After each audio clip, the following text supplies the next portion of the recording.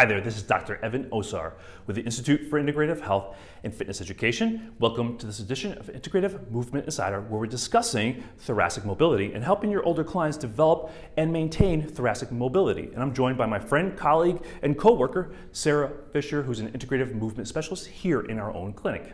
Hey guys. Last week, I should say earlier this week, we discussed the importance of having a process, and the process that we take all our clients through here in our clinic and that we teach as part of the Integrative Corrective Exercise Instructor Program, which is what we're doing in Taiwan this week and in Orange County later this month.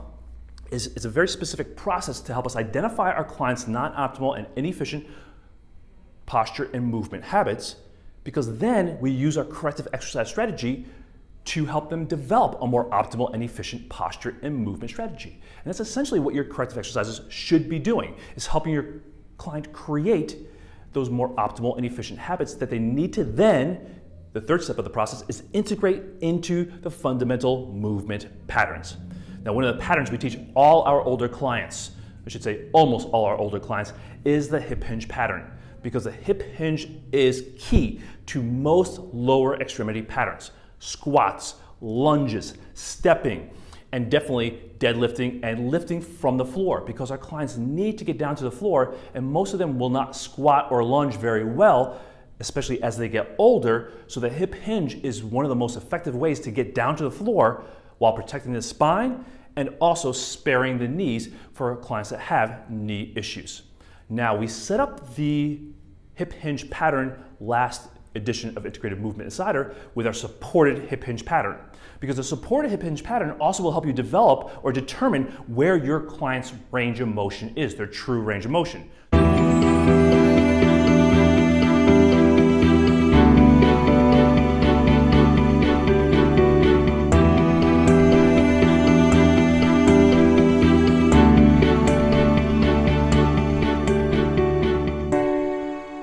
That nice long spine position. Again, this is relative to your client, so you get them into their most optimal posture alignment. So long spine, as if they're being pulled up from the backside of their head, neck, and rib cage. She will then place her hands upon her pelvis. She's going to breathe in, and then as she breathes out, she will hinge by anteriorly rotating her pelvis over top her femoral heads to determine her range of motion. So that's as far as Sarah can go, because if she goes any further, she'll start to flex through her spine, and that's not true hip range of motion, that's spine range of motion, and that's the position we want to keep the majority of our clients out of. So this is the position that she can achieve for right now until we help her develop more range of motion. So when we have our clients do our deadlift pattern, or when I take Sarah through the deadlift pattern, that's the range of motion that Sarah will use, so that way she maintains that range of motion we helped her develop, and she reinforces the optimal alignment and control we want her to have. So now from here, we're gonna have Sarah align, hinge to grab her weights, and now she'll turn to the side again.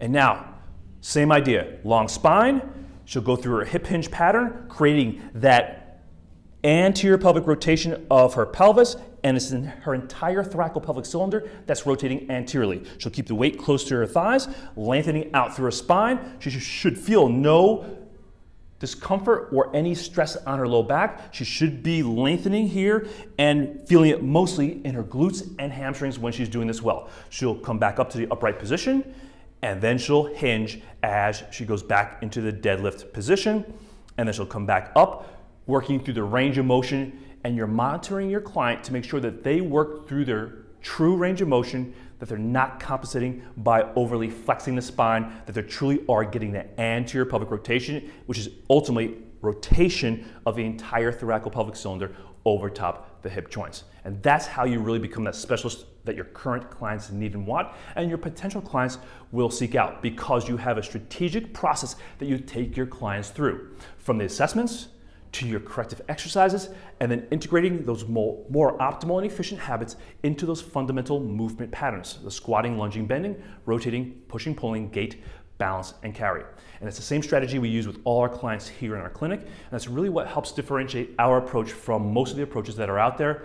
It sets us up as specialists, and it really helps us attract the individuals that need, want, and will pay for our services. And if you take your clients through a very similar process, a very strategic process, a very purposeful process, you too will be that specialist in your area. You'll attract more individuals that ultimately will come to you because you provide them with real solutions. This is Dr. Evan Osar with my colleague Sarah Fisher. Thanks for joining us, and we look forward to seeing you next time at Integrative Movement Insider.